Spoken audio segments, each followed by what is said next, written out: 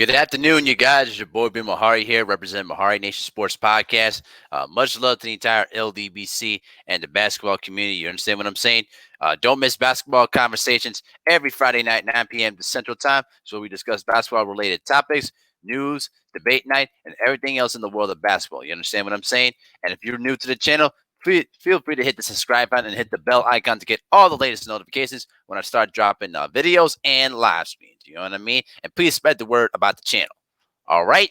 With all that out the way, let's get down to it. So was one of the top topics that I was associated with on Ticket TV's live stream a couple of weeks ago, and it was basically discussing upon on. It was the week after the documentary was concluded. The comparison between Scottie Pippen and Reggie Miller. All right. Now, both these guys are basically different players of their own right. You know, each of them are basically, around 6'8", 6'7", both of them dudes. All right. Now, Pippen obviously has the 6 championship rings. You know what I mean? Pippen basically was a 7-time All-Star. Reggie Miller was a 5-time All-Star. Pippen made the first team All-NBA 3 times. Reggie Miller didn't make any. You know what I mean? Reggie Miller only made a second team only 3 times in his career. But the thing about those two comparisons about the two players is that Reggie Miller was an outstanding scorer immediately when he came into the NBA. Now we have to keep this in mind here.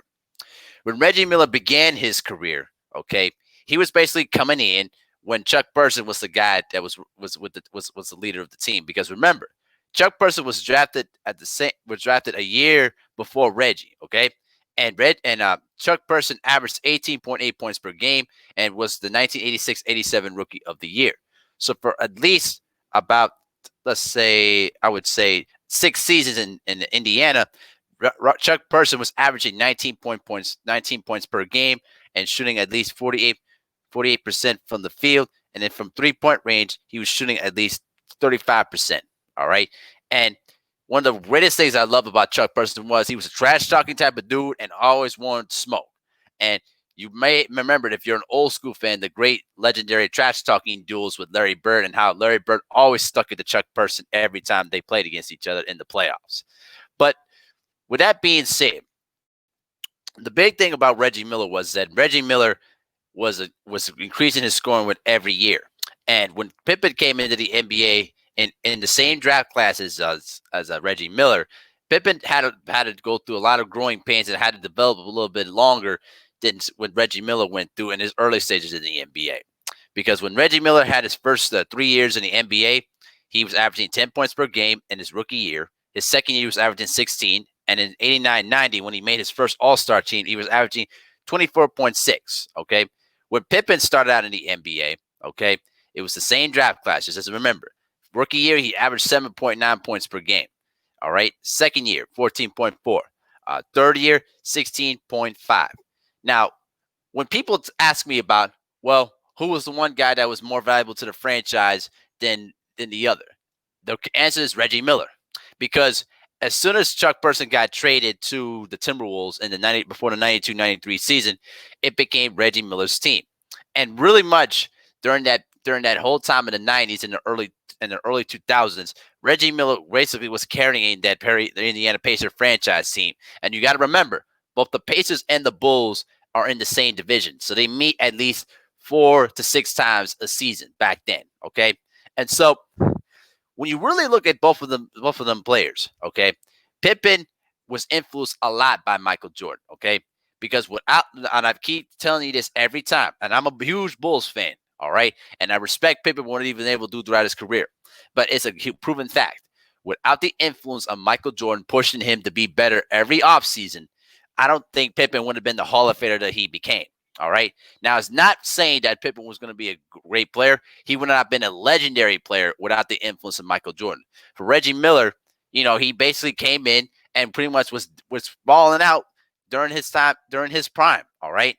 But the only unfortunate thing was that he only had 5 All-Star appearances. If he didn't have to go through Michael Jordan, he would probably be a 10-time All-Star and probably would have won at least 1 or 2 championships in his disposal. All right. That's how dominant the Bulls were during that period of time, okay? Now, you go back during the years when they made the conference finals, okay? Reggie Miller, During the first year they made the conference finals in 93-94, he averaged 19.9 points per game, shooting at least 50% from the field, and from 3-point range 42%. All right. When Pippen was playing without Michael Jordan for the first time in his career, okay, he averaged 22 points per game. Okay, he shot at least 49% from the field, and basically he also shot at least 32% from three. Okay, but he also, the big difference was Pippen finished third in MVP voting. But the big display about those two mentalities was that Miller was a prime time scorer when he came in. Okay, Pippen had to take some time to develop into a scoring niche, but more importantly, Pippen was not a high percentage shooter coming in. Okay, because Pippen struggled from the 3-point line. Okay, he only shot 17% in his rookie year, 27% in his sophomore season. Third year, he shot 25%, and then in the first season, when they won the title, he shot 30%. Okay, Pippen. There were times when Pippen was not assertive and did not go at it aggressively on the offensive end. All right, but with Reggie Miller, that wasn't the case.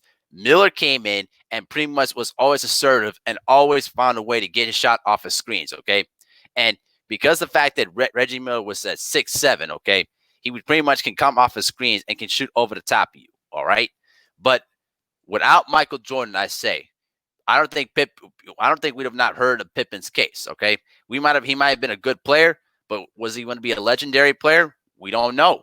Without the influence of Jordan, I don't think it would have not happened, in my opinion. All right, and by the time Reggie Miller was basically entering his 30s, he still was averaging 21 points per game and between 21 to 18 points per game. Okay, and Miller was always a guy that you could trust upon to make the big shots. Unfortunately, Pippen didn't have some of his chances, and when he had his chances, he didn't take advantage of them. And unfortunately, people are going to hold the game against him was the infamous incident in 1984 when he sat down on the bench during a playoff game against the New York Knicks, because Pippen acted very selfishly. And I've said that many times on my channel. You can go check out the videos about what I've done on Pippen. They're all on the archives. And I've said that many, many, many times before. Okay. We would have not heard that case from Reggie Miller, because Reggie Miller was the catalyst for that team. And when his career came to an end, Reggie Miller averaged 18.2 points per game throughout his career, while for Pippen, he averaged 16.1. All right. The thing is, Miller outscored Reggie. Miller outscored Scottie. Okay, he basically Miller, outscored him, had more points than Pippen, and basically had beat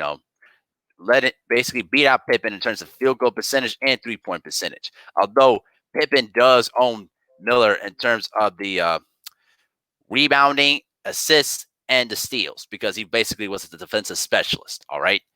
But I would say there were times, though, when Pippen would get toasted by Anthony Hardaway and Grant Hill. But at the same time, they were great one-on-one players in their own right. So I won't hold them too hard on that. But if I were to start a franchise with either of those two players, between Pippen or Reggie Miller, I would take Reggie Miller, because Reggie Miller was a guy that could get you on the great night, 25 points per game, and you could trust upon to make big game-winning shots. Pippen is versatile and what he can do in terms of his defensive side of the ball, and pretty much was a pest on the defensive end. But when it came to his offense, there were times where Pippen could be very erratic and sometimes can be less aggressive to shoot the ball at times. And I've seen that during the second three-peat years. There were times where Pippen wouldn't even be involved in the offense, and Michael Jordan would have to take the majority of the shots. And it would just drive me crazy, because we know Pippen's better than that. And sometimes Pippen lacked the let's say, the hunger, or lack the aggressiveness to really assert himself offensively. And Jordan had to push Scottie at times to do that. And so that's just how I kind of see it, though, too. I think that between those two players, I would take Reggie Miller over Scottie Pippen because of that aggressive factor, because Reggie Miller wanted it in those big moments. Scottie at times hesitated in those moments. And when the big moment came, he didn't show up. And, it showed later on in his career when his back started to wear down on him. All right. When he was in Houston, how he had problems with Barkley. He couldn't get that team going. And then when he was in Portland, how do you not close out that 16-point lead against the LA Lakers in Game 7, and your team missed at least 13 straight shots. All right. And Pippen took about at least 4 of those shots. All right. And so to me, you would have not seen Reggie blown those leads. You know what I mean? And unfortunately, Pippen has those kind of, things against him that kind of sway my opinion a bit about this whole topic. But that's just how I think. I think Reggie Miller is a better person you could build your franchise with than Scottie Pippen, in my opinion. But let me know what you guys think in the comments section.